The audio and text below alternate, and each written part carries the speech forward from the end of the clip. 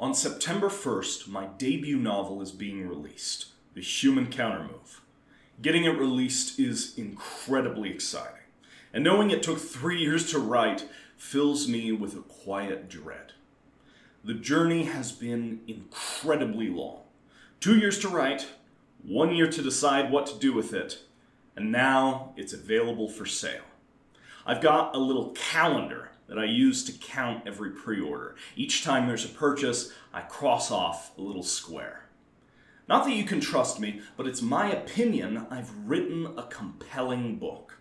My mom likes it for one. That's a big improvement over my practice novel. My beta readers liked it.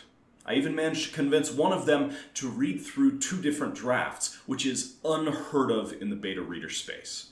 Usually you only get 1 chance to impress someone. But it's here. It's been professionally edited, copy edited, and gone over again and again, ready for scrutinizing eyes. They say the first 1 million words in writing are practice. I believe I hit the equivalent of 1 million words somewhere near the end of my first draft.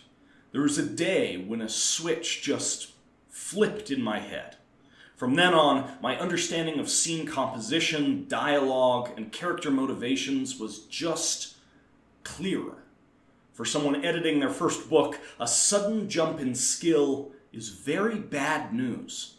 It meant I had to face rough first drafts and clean it up with a newfound understanding of storytelling. That's a lot of work for a single broom. I lost momentum a couple of times. My systems for writing weren't in place yet. One weekend, I'd pump out 13,000 words, then nothing for a month. Even the soul of the story wasn't there on the first go-around. I found it partway into the second draft.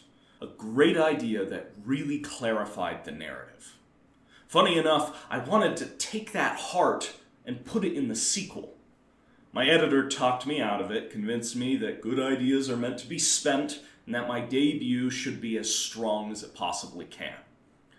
In my opinion, the back third of this book is where it excels.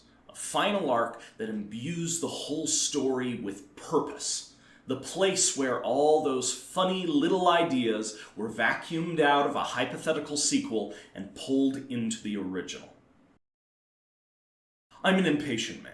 It's silly to be impatient after spending 2 years writing up a draft, but I was ready for this project to be out there.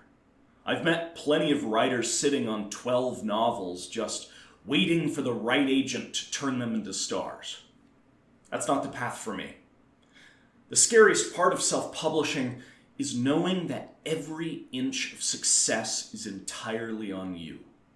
That also means if the book only sells a dozen copies, it's your fault. For me, that doesn't seem so bad. I've never worked on something that didn't get released to the public within 6 months of being finished before. So a year of waiting was an eternity. Now that the time is here, I'm really enjoying the process. Soon there will be something out in the world that I'm proud of. Something I made. Something I'm eager to share. Lately I've been attending a lot of farmers markets. I have my pre-order copy on a table. No, it has not helped me make any sales, but the experience has been a blast.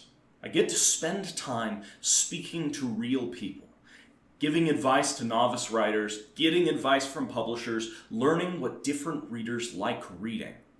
After all this time on my own pushing to finish a product, getting to know someone else's story is sort of healing. My review of the self-publishing process so far: owning my own book and owning my own success is hard work and an absolute joy. Now, I can't record this whole thing without talking about my novel. The book is titled The Human Countermove. There will be a link in description down at the bottom. But in this video, I want to give a more informal description.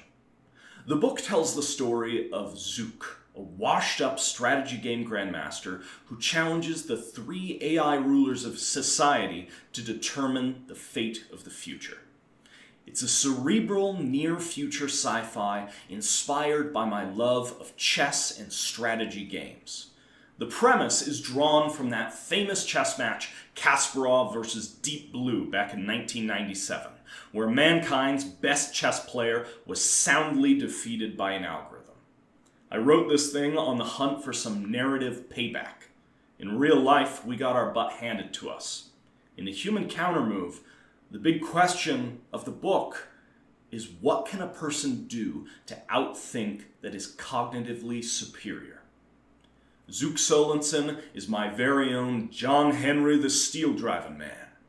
Except this time, instead of trying to beat the machine by brute force, Zouk pulls every trick in the book to get an advantage. One thing I fought hard to keep in the book was a rejection of normal dystopian tropes. So often in these things, society is irredeemable, and it all descends into war and destruction. The reader watches the conflict between robots and humans pave a fiery trail for centuries, or they see the last few untracked humans turn into a rebellion. I'm ready for something new. Our main character is the victim of a broken system. A system that demands efficiency in every act. Work and play and rest, all measured, all prescribed in particular doses. It's not unreasonable to get angry. A broken system needs to change. But at the heart of this book is one issue. Does the system need to be burned down, or do we just not understand it? Is there something inherently wrong with a society run by AI minds? Maybe. Or maybe there's a separation between what mankind asked for and what we really want. As silly as it is, I've often defined whether or not I'm a writer by the absence of a published book. I've worked professionally in the field. I've written for graphics teams, voice actors, education companies. By all means, I am a writer. But this was the last hurdle. As soon as this book comes out, I get to say to myself, and mean every word, next week I will be a novelist. The Human Countermove is available for pre-order on ebook now. Hopefully, paperback will be available in the next 7 days. I want to thank you all for your patience, and thanks for watching.